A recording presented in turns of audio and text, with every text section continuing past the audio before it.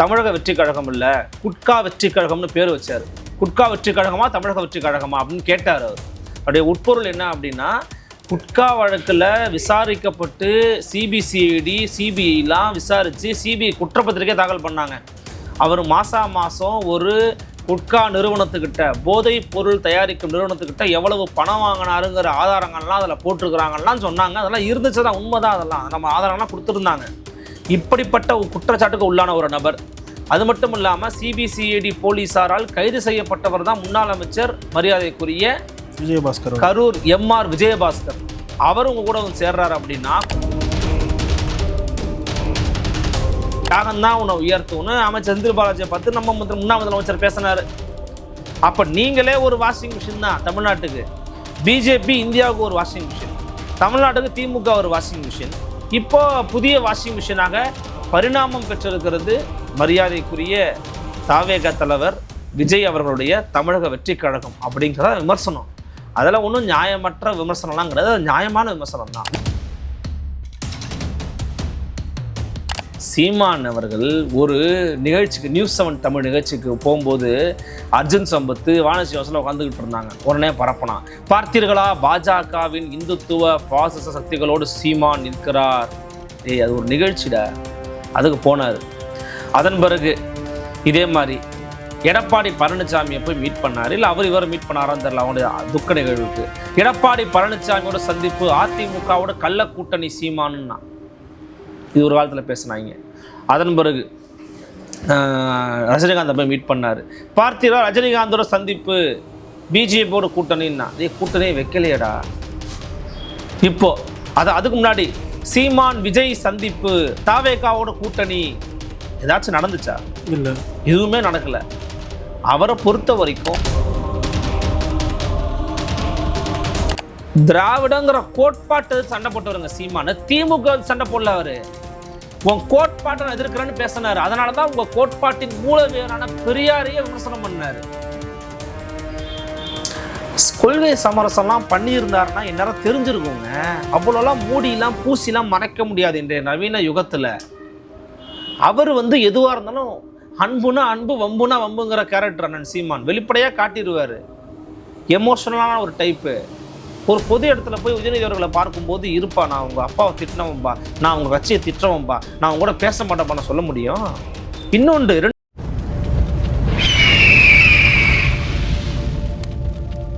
அரசியல் கருத நேயர்களுக்கு வணக்கம். இன்று நம்மோது நேம் சிறப்பு விருந்தினர் ஊடகவியலாளர் அருள்மொழிவர்மன் அவர்கள். வணக்கம் சார். வணக்கம் சார். விகடனில் ஒரு அத்தைப்பதம் வெளியாயிருந்து, வெள்ளை அழுக்கு நிறைந்த துணியை சலவை செய்கிற மாதிரி விஜய் அவர்களை குறிப்பிட்டு சில விஷயங்களை அதில் பிரதிபலிக்கிறாங்க. எப்படி பார்க்குறீங்க விஜய் அவர்கள் முன்னெடுப்புகள்? இல்லை, அதில் உண்மை தானே. அதில் போட்டுருதுன்னு பொய் இல்லையே. முன்னாடி கொஞ்ச நாளைக்கு முன்னாடி அது ஆனந்த விகடன் அல்ல, அது ஆதவ விகடன்னு சொன்னாங்க. ஏன்னா அமைச்சர் ஆதவ அர்ஜுன் அவர்கள் அதை டேக் ஓவர் பண்ணிட்டாரெலாம் பேசினாங்க. இப்போ ஆளுங்கட்சி ஆன பிறகு அதன் மீதான விமர்சனங்கள் அப்படிங்கிறத அதிகப்படுத்திட்டே வராங்க. ஒரு ஊடகமாக செய்ய வேண்டிய வேலையை செய்கிறாங்கன்னு நான் பார்க்குறேன். அந்த விமர்சனத்தை விகடன் ஒன்றும் வைக்கல. அதுக்கு முன்னாடியே பல பேர் வச்சுட்டாங்க. ஃபார் எக்ஸாம்பிள் நீங்கள் பார்த்தீங்கன்னா அறப்போர் இயக்க ஜெயராமன் இருக்கார்ல, அவர் வெளிப்படையாக சொல்லிட்டாரு, இது தமிழக வெற்றி கழகம் இல்லை குட்கா வெற்றி கழகம்னு பேர் வச்சார். குட்கா வெற்றி கழகமா தமிழக வெற்றி கழகமா அப்படின்னு கேட்டார் அவர். அவருடைய உட்பொருள் என்ன அப்படின்னா, குட்கா வழக்கில் விசாரிக்கப்பட்டு சிபிசிஐடி சிபிஐலாம் விசாரித்து சிபிஐ குற்றப்பத்திரிக்கை தாக்கல் பண்ணாங்க. அவர் மாதம் ஒரு குட்கா நிறுவனத்துக்கிட்ட, போதைப் பொருள் தயாரிக்கும் நிறுவனத்துக்கிட்ட எவ்வளவு பணம் வாங்கினாருங்கிற ஆதாரங்கள்லாம் அதில் போட்டிருக்கிறாங்கலாம் சொன்னாங்க. அதெல்லாம் இருந்துச்சு தான், உண்மை தான். அதெல்லாம் நம்ம ஆதாரங்கள்லாம் கொடுத்துருந்தாங்க. இப்படிப்பட்ட குற்றச்சாட்டுக்கு உள்ளான ஒரு நபர். அது மட்டும் இல்லாமல் சிபிசிஐடி போலீஸாரால் கைது செய்யப்பட்டவர் தான் முன்னாள் அமைச்சர் மரியாதைக்குரிய விஜயபாஸ்கர், கரூர் எம்ஆர் விஜயபாஸ்கர். அவர் உங்க கூட சேர்றாரு அப்படின்னா, குற்ற வழக்குகளுக்கு உள்ளான நபர்கள்லாம் உங்கள் கட்சியில் சேர்ந்துக்கிட்டு நீங்கள் அவங்களுக்கு வெள்ளாடை போர்த்தி தமிழக வெற்றி கழகத்தை துண்டை போர்த்தி நீங்கள் கூப்பிடுறீங்கன்னா என்ன அர்த்தம்? அதுக்கு பிஜேபியில் போய் யாருங்க சேருவா? ஒரு மத்தியில் ஒரு நார்த் இந்தியாவில் ஒரு மினிஸ்டர் பேர் மறந்துட்டேன் நான். ஒரு ஆள், அவர் வேறு கட்சியில் இருக்கும்போது தூங்கவே முடியாதான் நைட்டெல்லாம். இடி வருவான், ஐடி வருவான், சிபிஐ வருவான், சிபிசிஐடி எவன் வருவான்னு தெரியாமல் இருப்பாரான். பிஜேபியில் போய் சேர்ந்தாரான். அவர் சொல்கிறாரு, நான் இரவெல்லாம் நிம்மதியாக எப்போ தான் தூங்கிட்டு இருக்கேன், ஏன் யாரும் வரமாட்டாங்க. அது மாதிரி தான் இப்போது தமிழ்நாட்டில் டிவிஎஸ்சி தமிழ் அரசினுடைய கட்டுப்பாட்டை தான் இருக்குது தான். தன்னிச்சா அமைப்பாக இருந்தாலும் அவங்க சொல்ல தான் கேட்பாங்க. ஏன்னா போன ஆட்சியில் பாருங்கள் திமுக ஆட்சியில் அதிமுககாரங்க எத்தனை பேர் ஜெயிலு தூக்கி போட்டாங்க, எத்தனை பேர் நீ கைது பண்ணீங்க, எத்தனை பேர் மேலே வழக்கு ரொம்ப சிவியராக பண்ணி ஆக்ஷன் எடுத்தீங்க? ஒன்றும் கிடையாது. ஏன்னா அதிமுக அண்டர் டீலிங்கு, அதாவது வெளிப்படையாக கூட்டணிக்கே வந்துவிட்டாங்களே, அப்போ அதில் மட்டும் நான் டீலிங் இல்லாமலாம் இருக்கும் டீலிங்கு. அப்போ டிவிஎஸ்ங்கிறது ஒரு அரசினுடைய ஒரு ஆட்சி நிர்வாகத்தினுடைய ஒரு பிரிவாக ஒரு கைப்பாவையாக செயல்படுத்திக்கிட்டு இருந்தாங்க. அப்போ இந்த முறையும் இவங்க அப்படி தான் செயல்படுத்துவாங்க. இப்போ டிவிஎஸ்சி முன்னாள் அமைச்சராக இருந்த விஜயபாஸ்கர் மேலேயும் விஜயபாஸ்கர் மேலேயும் நேர்மையான வெளிப்படையான விமர்சனங்களை ஏற்றுக்கொண்டு அந்த குற்றச்சாட்டுகளை ஏற்றுக்கொண்டு அதை விசாரிப்பாங்களா?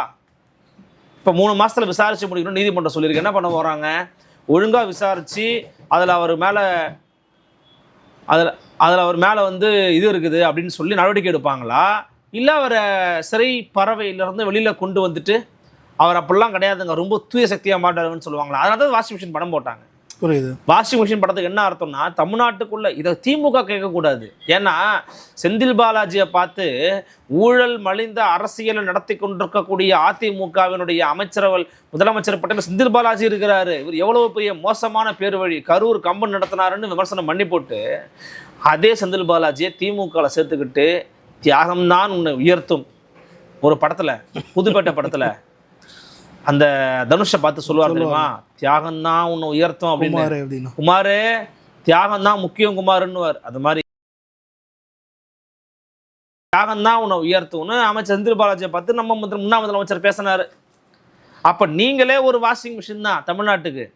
பிஜேபி இந்தியாவுக்கு ஒரு வாஷிங் மிஷின், தமிழ்நாட்டுக்கு திமுக ஒரு வாஷிங் மிஷின். இப்போ புதிய வாஷிங் மிஷினாக பரிணாமம் பெற்றிருக்கிறது மரியாதைக்குரிய தாவேக தலைவர் விஜய் அவர்களுடைய தமிழக வெற்றி கழகம் அப்படிங்கிறத விமர்சனம். அதெல்லாம் ஒன்றும் நியாயமற்ற விமர்சனம்லாம் கிடையாது, அது நியாயமான விமர்சனம் தான். உங்கள்கிட்ட ஆளா இல்லை? புதுக்கோட்டையில் பர்வேஸ் இல்லையா? அவர் இப்போ சொல்கிறாரு மாப்பிள்ளை பர்வேஸ் விஜயபாஸ்கர் சொந்தம் கொண்டாடுறாரு. அவர் அப்பாவை அரசியல் வாழ்க்கையை விட்டு ஒழிச்சதே விஜயபாஸ்கர் தாங்க. பர்வேஸோட அப்பாவங்க ஜாபர் அலியை. அந்த வரலாறுலாம் யாருக்கும் தெரியாது நினச்சிக்கிட்டு இருக்கீங்களா? அப்படிப்பட்ட விஜயபாஸ்கரை வச்சு தான் கட்சியை வளர்க்குறோன்னா அப்படி கட்சியை வளர்க்கவே தேவையில்லை. மக்கள்கிட்ட போய் வெளிப்பட மக்கள் யாருக்கு ஓட்டு போட்டாங்க? உங்களுக்கு ஓட்டு போட்டால் அதிமுக ஓட்டு போட்டாங்களா? செயற்கையாக உருவாக்கப்படக்கூடிய இப்படிப்பட்ட இடைத்தேர்தல்களை மக்கள் நிராகரிக்கணும், புறக்கணிக்கணும், தோக்கடிச்சு அனுப்பணும். இவங்களெல்லாம் என்ன பண்ணுறாங்கன்னு பார்க்க தானே போகிறேன். குறிப்பாக செய்தியை தொடர்ந்து உதயநிதி அவர்களும் சீமான் அவர்களும் சமீபத்தில் ஒரு திருமண நிகழ்ச்சியில் சந்தித்ததை அவங்க வந்து கூட்டணிக்கு தான் அசைவு தெரிவிக்கிறாங்க, அந்த மாதிரி விஷயங்கள்லாம் குற்றச்சாட்டை வைக்கிறாங்க. இதை எப்படி பார்க்குறீங்க? இல்லை, இது என்னைக்குங்க வரல. சீமான் அவர்கள் ஒரு நிகழ்ச்சிக்கு நியூஸ் 7 தமிழ் நிகழ்ச்சிக்கு போகும்போது அர்ஜுன் சம்பத்து வானசீவாசத்தில் உட்காந்துக்கிட்டு இருந்தாங்க. உடனே பரப்பனான், பார்த்தீர்களா பாஜகவின் இந்துத்துவ பாசிச சக்திகளோடு சீமான் நிற்கிறார். அது ஒரு நிகழ்ச்சிடா. அதுக்கு போனார். அதன் பிறகு இதே மாதிரி எடப்பாடி பழனிசாமியை போய் மீட் பண்ணார். இல்லை இவர் மீட் பண்ணாரான்னு தெரியல. அவங்களுடைய துக்க நிகழ்வுக்கு எடப்பாடி பழனிசாமியோட சந்திப்பு அதிமுகவோட கள்ள கூட்டணி சீமானுன்னா இது ஒரு காலத்தில் பேசினாங்க. அதன் பிறகு ரஜினிகாந்தை போய் மீட் பண்ணார். பார்த்தீரா ரஜினிகாந்தோட சந்திப்பு பிஜேபியோட கூட்டணின்னா கூட்டணியே வைக்கலையடா. இப்போ அதுக்கு முன்னாடி சீமான் விஜய் சந்திப்பு தாவேகாவோட கூட்டணி ஏதாச்சும் நடந்துச்சா? இல்லை, எதுவுமே நடக்கலை. அவரை பொறுத்த வரைக்கும் அந்தந்த சூழலும் அதையும் தாண்டி கொள்கையோடு நம்மளோட உடன்பட்டு வராங்கன்னு செக் பண்ணுறாரு. அது இந்த அரசியலுக்கு செட் ஆகும் ஆகாதுங்கெல்லாம் அவர் பொருட்படுத்தவே இல்லை. நான் எப்படி அவங்களோட போய் கூட்டணி வைக்க முடியும் தான் கேட்குறாரு. அப்படி கேட்டவரே கூட்டணி வச்சா எப்படி மக்கள் ஏற்றுப்பாங்க? இந்த விஷயம் அவருக்கும் தெரியும். இது அவருக்கு தெரியாதா? ஏங்க, ஒரு பொது நிகழ்ச்சியில் கலந்துக்கிறதுங்கிறது யதார்த்தமான ஒரு விஷயம். இதுக்கு முன்னாடி அவர் பல்வேறு திமுக ஆளுமைகளுடைய நிகழ்ச்சிகளை பங்கெடுத்திருக்கிறாரு. ஏன் இன்னைக்கு வெளியில் பெருசாக தெரியுதுன்னா சமூக ஊடகங்கள் பெருத்து கிடக்குது, அதுக்கு செய்தி தீனி தேவைப்படுகிறது. ஆனால் கண்டதை பேசு. ஏங்க, முன்னாள் முதலமைச்சர் கலந்துக்கிறாரு, வைகோ கலந்துக்கிறாரு, சீமான் கலந்துக்கிறாரு. ஏன்னா கௌதமன் அப்படிங்கிறவர் சீமானுக்கு ரொம்ப நெருக்கமானவர், அழைச்சிருக்கிறாரு, வந்திருக்கிறாங்க, போயிருக்கிறாங்க. இதில் என்னங்க இருக்குது? உதயநிதி அவர்கள் கலந்துருக்கிறாங்க. அது ஒரு அந்த குடும்பம் வந்து திரு சீமானோட ரொம்ப நெருக்கமானவங்க. ஸோ கலந்துக்கிறாங்க. அதில் அன்பு தம்பின்னு சொல்கிறாரு, அன்பு அண்ணன் சொல்கிறதுல என்னங்க இருக்குது? கொள்கை கட்சி கோட்பாட்டு பிரிவுகளை தாண்டி அண்ணன் தம்பியாக பலரும் நினைக்கிறாங்க. நான் உன்னை சொல்லவா, விஜய் அவர்களை பார்த்தாலும் அவர் அப்படி தான் பேசுவார், அன்பு தம்பி தான் சொல்லுவார். அதில் ஒன்றும் முரண்பாடெல்லாம் ஒன்றும் கிடையாது. இப்போ அண்மையில் ஒரு நிகழ்ச்சியில் போய் அமைச்சர் ராஜ்மோகன் சந்திச்சார். அவங்க பேர் மீட் பண்ணி ஒரு சுச்சுவேஷன் வந்துச்சு, கட்டி பிடிச்சிக்கிட்டாங்க, அன்பு அளாவலாவி பேசிக்கிட்டாங்க தானே. இரியா நீ தாவே அவங்கள்ட்ட பேச மாட்டோம் போயா அப்படின்னு சொன்னார். அப்படிலாம் கிடையாது. இவங்களா பொருளையை கலப்ப வேண்டியது தான். கூட்டணி, அந்த கூட்டணி, இந்த கூட்டணி, புரியல் அணின்னு பேச வேண்டியது தான். இதெல்லாம் கவை குதவாத வாதங்கள்ங்க. கூட்டணி வச்சா வெளியில் தெரிய தான் போகுது. கத்தரிக்காய் முற்றினால் கடைத்தருக்கு வந்து தான் ஆக வேண்டும். எவ்வளோ நாளுங்க நீங்கள் இந்த மாதிரியே பேசி பேசி வண்டியை ஓட்டுவீங்க? புரியுது.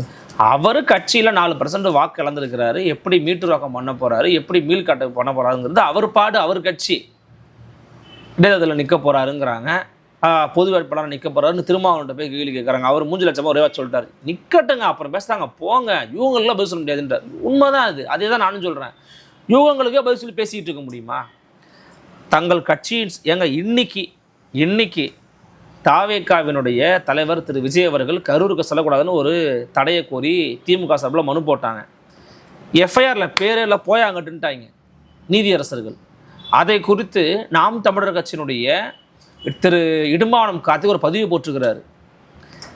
அன்னைக்கே அவங்கள வந்து எஃப்ஐஆரை போட்டு தமிழ்நாட்டுக்குள்ளேயே விசாரணை பண்ணுறதுக்கு வக்கற்ற துப்பற்ற அரசு, கையாளாகத்தனமான அன்றைய திமுக அரசு இன்று மீண்டும் அவமானப்பட்டு வந்திருக்கிறது. வெக்கங்கட்ட திமுகன்னு பதிவு போட்டிருக்கிறார். இவங்க போய் திமுக கூட்டணி வைப்பாங்களா? ஏங்க, திராவிடங்கிற கோட்பாட்டு சண்டை போட்டவருங்க சீமானு. திமுக சண்டை போடல. அவரு உன் கோட்பாட்டை நான் எதிர்க்கிறேன்னு பேசினாரு. அதனால தான் உங்க கோட்பாட்டின் மூலவேரான பெரியாரையே விமர்சனம் பண்ணாரு. கொள்கை சமரசம்லாம் பண்ணியிருந்தாருன்னா இந்நேரம் தெரிஞ்சிருக்குங்க. அவ்வளோலாம் மூடிலாம் பூசிலாம் மறைக்க முடியாது இன்றைய நவீன யுகத்தில். அவர் வந்து எதுவாக இருந்தாலும் அன்புனா அன்பு, வம்புனா வம்புங்கிற கேரக்டர் அண்ணன் சீமான் வெளிப்படையாக காட்டிடுவார். எமோஷனலான ஒரு டைப்பு. ஒரு பொது இடத்துல போய் உதயநிதி அவர்களை பார்க்கும்போது, இருப்பா நான் உங்கள் அப்பாவை திட்டினவன்பா, நான் உங்கள் கட்சியை திட்டுறவன்பா, நான் உங்க கூட பேச மாட்டேன்ப்பா நான் சொல்ல முடியும்? இன்னொன்று, 2 பேரும் தோல்வியில் இருக்கிறாங்க. திமுகவுக்கு ஆட்சியே போச்சு. நாம் தமிழர் கட்சிக்கு 4% வாக்கு போயிருக்குது. இப்போ தோல்வியில் இருக்கிறவங்க 2 பேரும் சந்திச்சுக்கும் போது பேசுகிறாங்க, பழகிறாங்க. இல்லைன்னா அங்கே தப்பு இருக்குது. எனக்கு ஒன்றும் புரியலைங்க. எப்போ பார்த்தாலும் யாரை மீட் பண்ணாலும் இவரோட கூட்டணி அவரோட கூட்டணி நீ பேசிக்கிட்டு இருக்க வேண்டியது. வேற வேலையே கிடையாது இவங்களுக்கு. வெறும் வாய்க்கு அவல் கொடுக்குற மாதிரி இவங்க போய் மீட் பண்ணுறாங்க. மீட் பண்ணுறதுல என்னங்க இருக்குது? மீட் பண்ணுறதுல என்ன இருக்குது? ப்ரெஸ் மீட்டை வச்சா தெரிய போகுது கூட்டணியா இல்லைன்னு தெரிய போகுது. இதை தொடர்ந்து பள்ளிக்கல்வித்துறை அமைச்சர் ராஜ்மோகன் அவர்கள் மீது சீமான் அவர்கள் சில விமர்சனத்தை வந்து வச்சுருக்காரு. தனியார் பள்ளிகளுக்கு முக்கியத்துவம் தராரு அமைச்சர் அப்படின்ற மாதிரி. அந்த விமர்சனங்களை எப்படி பார்க்குறீங்க சார்? இல்லை, அதுக்கு அமைச்சர் ராஜ்மோகன் தான் பதில் சொல்லணும். அவங்க கேட்குற கேள்வி என்னென்னா, ஆனால் அந்த முழுமையாக அறிக்கையை வாசிக்கல. அதாவது தனியார் பள்ளிகள் மீது இவ்வளோ அக்கறை காட்டுறீங்க அப்படிங்கிற எனக்குமே அந்த கேள்வி வந்துச்சு, அந்த டவுட் வந்துச்சு. ஏன் அண்ணன் வந்து ராஜ்மோகன் அண்ணனும் நமக்கு நல்ல பரிச்சயமான ஒரு நல்ல தமிழ் ஆர்வலர், தமிழ் சார்ந்து இயங்குறவர், தமிழ் வழியிலே படித்து வளர்ந்தவர், நம்ம கிராம சூழல்லேருந்து மேலே வந்தவர், அடித்தட்டு நிலையிலேருந்து மேலே வந்த ஒரு மனிதர். அவருக்கு தெரியும் அரசு பள்ளியோட முக்கியத்துவம்னு தெரியும். தனியார் பள்ளி நிகழ்ச்சியில் அதை பேசியிருக்கிறார். அவர் அவங்கள ஊக்குவிக்கணும்னு பேசினாரானாங்கிறது தெரியல. ஆனால் எதிர்கட்சியாக ஒரு கட்சி வைக்கக்கூடிய விமர்சனத்தை உள்வாங்கிக்கிட்டு அது அவதூறாக அதில் இருக்கிற மாதிரி எனக்கு எதுவும் தெரியல. அது ஒரு ஆக்கப்பூர்வமான விமர்சனமாக தான் நான் பார்க்குறேன். அதை உள்வாங்கி கொண்டு அதன் மீதான நடவடிக்கையை அவங்க மேற்கொள்ளணும் தான் நான் நினைக்கிறேன். இதை வந்து ஒரு சண்டையாக கொண்டு போகணும்னு நான் நினைக்கல. இது வந்து அமைச்சர் கீர்த்தனா அவர்களுடைய நேற்றைய ஒரு வீடியோ ஒன்று பதிவிட்டது இப்போ சர்ச்சையை கிளப்பியிருக்கு. அதுக்கு அவங்க டேமேஜ் கண்ட்ரோல் பண்ண அவங்களும் கவர்மெண்ட் ஸ்கூலில் தான் பதிச்சேன் அப்படின்ற மாதிரி விஷயங்கள்லாம் வெளியிடுறாங்க. எப்படி பார்க்குறீங்க இந்த அமைச்சர்களோட நடவடிக்கைகளை? அந்த டேமேஜ் கண்ட்ரோல் பண்ணுறாங்கன்னு சொல்லி ஒன்று பண்ணாங்கல்ல, அது வந்து பேக் ஃபயர் ஆகிருக்கு. டேமேஜ் கண்ட்ரோல் தான் பண்ண ட்ரை பண்ணியிருக்காங்க. விரக்தியின் உச்சத்துக்கு போயிருக்கிறாங்க. அவங்க காலையில் 7 மணிக்கு யார் பதிவு போடுவா?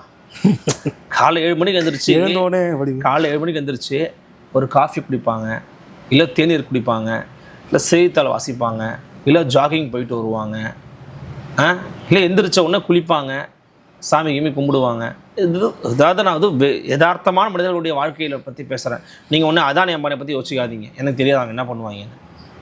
அமைச்சர் கீர்த்தனா அவர்களும் அந்த மாதிரியான ஒரு கேரக்டர் நான் நினச்சிக்கிட்டு இருக்கேன். ஆனால் அவங்க 7 மணிக்கு எந்திரிச்சு பதிவு போடுறாங்க. அந்த பழைய ஃபோட்டோ கண்டுபிடிச்சிருக்காங்க பாருங்கள். அரசு பள்ளியில் வாங்கினதோ பரிசு வாங்கின ஃபோட்டோ கண்டுபிடிச்சி போட்டிருக்கிறாங்கன்னா அந்த அளவுக்கு விரக்தியில் இருந்துருக்கிறாங்கன்னு அர்த்தம். 5 மணிலேருந்தே தேடி இருப்பாங்க. ஆமாம், 2 ஹவர் ஆயிருக்கும். ஆனால் எழுத்துலையும் பேச்சுலையும் வந்து ஒரு இது கிடையாது. அரசு பள்ளியில் படிச்சுக்கிட்டு இருந்தேன், எனக்கு 2வது மொழி படிக்க வாய்ப்பு இல்லை. ஆமாம், வாய்ப்பு கிடைக்காது தான். யார் வாய்ப்பு இருக்குன்னு சொன்னது? இது எல்லாருக்கும் தெரிஞ்ச விஷயம்.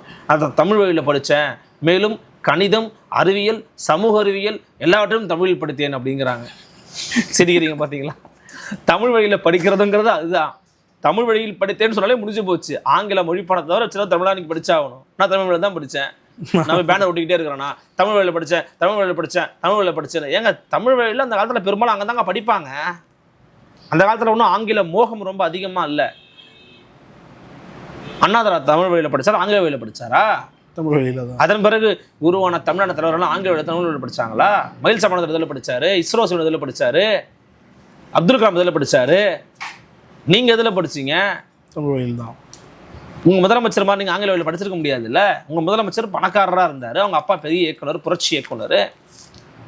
நான் என்ன கேட்குறேன், அமைச்சர் கீர்த்தனாவை விமர்சிக்கிறத நான் விரும்பலை. அதாவது விமர்சிக்கிறதுனா, உன் ஆங்கில அறிவு என்ன, நீ என்ன பெரிய அப்பாட்டாக்கிறா, உனக்கே இங்கிலீஷ் தெரியல, அது விட்டுருங்க, அது வேண்டாம். நம்ம தேவைன்னா இன்றைக்கி அவங்க நமக்கு மினிஸ்டர், ஒழுங்காக செயல்பட்டு தொலைங்கன்னு நம்ம கேட்கணும். அம்மா கீர்த்தனா அம்மாவே நீங்கள் ஒழுங்காக செயல்படுங்க. ஒரு அரசு பள்ளிக்கு போய் ஆய்வு பண்ணுறன்ற பேரில் வீடியோ எடுத்து போட அந்த பிள்ளையை கூனி குறுகி நிற்க வைக்கிறீங்க. அது எதுக்கு பண்ணுறீங்க? இதை பண்ணாதீங்க. உள்ளுக்குள்ளே போகும்போது மீடியாக்கள் தான் இதை பண்ணுறாங்க, அவங்க தான் வீடியோ எடுத்து போட்டாங்கன்றாங்க. வெளியில் போங்கன்னா வெளியில் போயிடுவாங்க மீடியா. யாரும் இல்லை நான் உள்ளே வந்து தான் அவங்களாம் வரமாட்டாங்க. ஐயா வெளியில் போங்க, நான் பிள்ளைங்க கூட பேசணும், நான் வெளில பேட்டி கொடுக்குறேன், வெளியில் போய் நில்லுங்கன்னா வெளியில் நிற்க போகிறாங்க, பேட்டி கொடுங்க. ஒரு பள்ளி மாணவனை எப்படி நீங்கள் அணுகணும்? இது அடிப்படை குழந்தை உளவியல் இல்லையா? ஒரு குழந்தைய எல்லாரும் முன்னாடியும் பாராட்டணும்னு சொல்லுவாங்க, ஆனால் வையும் போதோ திட்டும் போதோ தனியாக சொல்லணும்பாங்க. ஏன்? அதுக்கு உளவியல் ரீதியாக பாதிக்கப்படும் அந்த குழந்தை. இது இருக்கிற யதார்த்தமான விஷயங்க. அரிச்சுவடி இது தெரியாமல் நீங்கள் ஒரு வேலையை பண்ணுறீங்க. அந்த வேலையை பண்ணால் என்ன நடக்குது? அது இல்லாத வீடியோ எடுத்து பரப்புகிறாங்க. ஒரு ஊடகத்துக்கெலாம் சமூகக்கரை ஒரு எந்த அளவும் கிடையாது. குழந்தையோட வீடியோவோட எடுத்து போடுறான், ஃபேஸை கூட பிளர் பண்ண போட்டுருச்சு. அந்த குழந்தையோட அக்கம் பக்கத்து வீட்டுக்காரங்க, சொந்தக்காரங்க, சகோதரர்கள், பள்ளிக்கூடத்தில் படிக்கிற மாணவர்கள், கூட இருக்கிற பசங்க, ஏய் நீ வந்தடி, ஏய் நீ உன்னை பார்த்தேன், உன்னை நான் பார்த்தேன், என்ன இப்படி பண்ணிட்டேன், இப்படி கேட்டால் அந்த குழந்தைக்கோட மனசு என்னங்க ஆகும்? அறிவு வேணாம், அடிப்படை அறிவு எடுத்து போடுற முட்டாள்களுக்கு அறிவே கிடையாது அவனுங்களுக்கெல்லாம். அவங்களாம் குழந்தை இருக்காதா? அப்போ இதுக்கெல்லாம் மூல காரணம் நீங்கள் போய் அங்கே கேட்டது தான். லாஸ்ட் பெஞ்சில் இருக்கவங்களுக்கு இது சுத்தமாக தெரியாது. லாஸ்ட் பெஞ்சில் இருக்குன்னா முட்டா போயிடும். நாங்களும் லாஸ்ட் பெஞ்சு தான் முட்டாளாக இருப்பான் அவன். அப்படிலாம் பேசக்கூடாது. அந்த அணுகுமுறை தவறாக இருக்குது. அவங்க தங்களை திருத்திக்கிறணும், மாறணும் அப்படின்னு நம்ம கேட்குறோம். இப்போ ஏன் இந்த மாதிரி வீடியோ போட்டு உங்களை விமர்சனம் பண்ணுறாங்க, உங்கள் ஆங்கிலர் ஏன் இப்போ சோதனை பண்ணுறாங்கன்னா, நீங்கள் பண்ண ஆக்ஷனுக்கு ரியாக்ஷன் அப்படி தான் வரும், வேறு ஒன்றும் பண்ண முடியாது. நான் ரியாக்ஷனாக நான் விரும்பலை, பட் நீங்கள் தவிர்க்க முடியாமல் ரியாக்ஷனை உருவாக்குறீங்க. புரியுது? ஏன் அதை பண்ணுறாங்கன்னா, நீங்கள் இப்படி பண்ணி வச்சுருக்கிறீங்க மேடம், அதெல்லாம் அவங்க இப்படி பண்ணுறாங்க மேடம். தேவையாது. அமைச்சருடைய போக்கு தவறானது. ஆனால் தொடர்ச்சியாக சார் தாவேக அமைச்சர்கள் அவங்க துறை சாராத விடயங்களில் நான் என்ன சொல்கிறேன்னா, எனக்கு கூட டவுட் இருக்குது. சரி, மேபி அவங்க போட்டுங்க. தொழில்துறை அமைச்சர் ஒரு பள்ளிக்கூடத்துக்கு போய் அவங்க தப்பு கிடையாது. அவங்க சொந்த ஊராக இருக்கலாம், தொகுதி அமைச்சராக இருக்கலாம், இல்லை முதலமைச்சர் ஏதாவது பொறுப்பு கொடுத்துருக்கலாம், ஓகே. நீங்கள் போய் ஆய்வு பண்ணுறது தப்புனே சொல்லலை. அது எப்படி பண்ணணும்? ஸோ ஒரு தனியார் பள்ளி போய் ஆய்வு பண்ணுறீங்களா? சன்ஷைன் ஸ்கூல் இருக்கு, போங்களா பார்க்கலாம். முதலமைச்சர் விஜயனுடைய பள்ளிக்கூடம் இருக்குது, அங்கே போய் நடத்துங்களாம் பார்க்கலாம். ஆங்கிலம் என்பது ஒரு மொழியா அறிவான்ற விவாதத்துக்கு முதல்ல அவங்க வரணும். அது மொழியா அறிவா தம்பி? அது ஒரு மொழி. வெள்ளை என்பது அழகல்ல நிறம், ஆங்கிலம் என்பது அறிவல்ல மொழிங்கிறது சின்ன சொல்லி கொடுத்தது நமக்குலாம். வெள்ளையா இருக்கவங்க போய் சொல்ல மாட்டான்ற மாதிரி தான் ஆங்கிலம் நிறைய தெரிஞ்சவங்க அறிவாளிப்பான்னு சொல்றது. அது அடிப்படை முட்டாள்தனம், அறிவீனம், அறியாமையில் இருக்கிறாங்க. நீங்க ஆங்கிலம் கத்துக்கிட்டதுனால தான் அமைச்சரானீங்களா? எதனால அமைச்சரானீங்க நீங்க? அதுக்கான காரணங்கள் என்ன பேசுவோமா நம்ம? அது ரொம்ப விமர்சனம். ஆங்கிலம் இருந்தனால நீங்க அமைச்சராகலை. ஐயா விஜய் அவர்களாக நீங்கள் ஃபாலோவராக இருந்திருக்கிறீங்க, லோக்கல் இன்ஸ்டாகிராம் இன்ஃப்ளூயன்ஸாக இருந்திருக்கிறீங்க, ஃபாலோவர்ஸ் வச்சுருக்கிறீங்க, அதனால் நீங்கள் அமைச்சராகிட்டீங்க. ஃபாலோவர்ஸ் ஏற்றுறதுக்கு ஆங்கில அறிவு தேவையில்லைங்க. ஒரு தனித்திறமை இருந்தால் போதும். 80,000 ரூபாய் ஒரு ஐஃபோன் இருந்தால் போதும். ஐஃபோன் கூட தேவையில்ல தம்பி, 15,000 20,000 ஒரு ஃபோன் இருந்தாலே போதும். அதை தான் நீங்கள் பேசணும். ஆங்கிலத்தை பற்றிய புரிதலே அமைச்சரவர்களுக்கு இல்லை. ஆங்கிலம் படித்தாதான் மேதம், ஆங்கிலம் தெரிஞ்சாதான் அறிவு, இப்பெல்லாம் யார் சொன்னது? ஆங்கிலம் இருந்தால் கான்ஃபிடன்ஸ் இன்க்ரீஸ் ஆகுன்ற மாதிரி பதிவு. அதாவது ஆங்கில மொழி அறிவை ஊக்குவிக்கணுங்கிறத நான் ஏற்கிறேங்க, நான் மறுக்கலை. அதுக்கு நீங்கள் செய்ய வேண்டிய வேலை என்னென்னா, அரசு பள்ளிகள் நல்லா இருக்குது, ஆங்கிலம் அறிவை வளர்ப்பதற்கும் மொழியை வளர்ப்பதற்கும் நாங்கள் இவ்வளோ வேலைகள் செய்கிறோம், கூடுதல் பயிற்சி கொடுக்குறோம், ஆற்றலை வளர்க்குறோம், கூடி பேசுவதற்கான திறமையை உருவாக்குறோம் அப்படின்னு நீங்கள் பேசணும். அரசு பள்ளியை நோக்கி பெற்றோர்கள் தங்கள் குழந்தைகளை சேர்ப்பதற்கான யுக்திகளை நீங்கள் உருவாக்கணும். இந்த வீடியோவை பார்த்தா ஒரு பெற்றோருக்கு என்ன தோணும்? நீ ஓப்பனாக சொல்லுப்பா. மனசு கஷ்டம் தான் போதும், நம்ம பொண்ணுக்கு எதுவும் தெரியலையோ அப்படின்னு. அது ரெண்டாவது தம்பி, ஐயோ நம்ம பிள்ளைங்களை சேர்க்கக்கூடாதுப்பா அரசு பள்ளிக்கூடத்தில், பாத்தியா ஒரு மண்ணும் தெரியல, பாத்தியா ஒன்றும் சொல்லித்தர மாட்டேங்கிறாங்க இப்படின்னு வேண்டுமென்றே செயற்கையான விஷயங்கள் உருவாக்கப்படும். பர்சனலாக பாதிச்சிருக்கீங்க போது. தப்புங்க, அது ரொம்ப தப்பு. யார் பண்ணாலும் தப்பு. எப்படி அதை அனுமதிப்பீங்க நீங்க? ஒரு குழந்தையினுடைய சுயமரியாதைக்கு ஏற்பட்ட இழுக்குங்க அது. நிச்சயமா அதுக்கு தெரியுது தெரியல, ஆக்சுவலாக அந்த பிள்ளைக்கு தெரியுது. ஆனால் பதில் சொல்றாங்க. அந்த பிள்ளை வந்து ஆசிரியர் கிட்ட பதில் சொல்லுது. ஒரு அமைச்சர், ஒரு மிகப்பெரிய அரசாங்க பொறுப்பில் இருக்கிறீங்க, ஒரு 10 பேரோட வந்திருப்பீங்க, அந்த பிள்ளை பார்த்து பயந்துருக்கலாம், நடுங்கிருக்கலாம், அச்சப்பட்டிருக்கலாம். எடுத்தோட ஒரு 3ஆம் நபர் டக்குன்னு ஒரு குழந்தையால பேச முடியாது. ஆமா, மேபி அந்த குழந்தை வந்து உங்க வீட்டில் கேட்டிருக்கலாம், அம்மா விஜய்க்கு ஓட்டு போடுமா அப்படி கூட கேட்டிருக்கும் போல் இருக்கு. அந்த பிள்ளைக்கு நீங்க இப்படி பண்ணிட்டீங்க. தப்புங்க, அமைச்சரின் செயல்பாடு தப்பு. அதுக்காக அவங்கள போட்டு கண்ட மணிக்கு அடிக்கிறத நான் விரும்பலை. அது தேவையில்லாதது. 10 நிமிஷம் பிரயோஜனம் கிடையாது. அவங்கள குற்ற உணர்வுக்கு உள்ளாக்கி நீங்கள் என்ன பண்ண போறீங்க? எடுத்து சொல்லுங்க, அம்மா நீங்கள் பண்ணுறது தப்புமா, இப்படி பண்ணாதீங்கம்மா அப்படின்னு சொல்லத்தான் வேணும். வேற என்ன பண்ணுறது? பல்லர் கேள்வி தெளிவாக. நன்றிப்பா.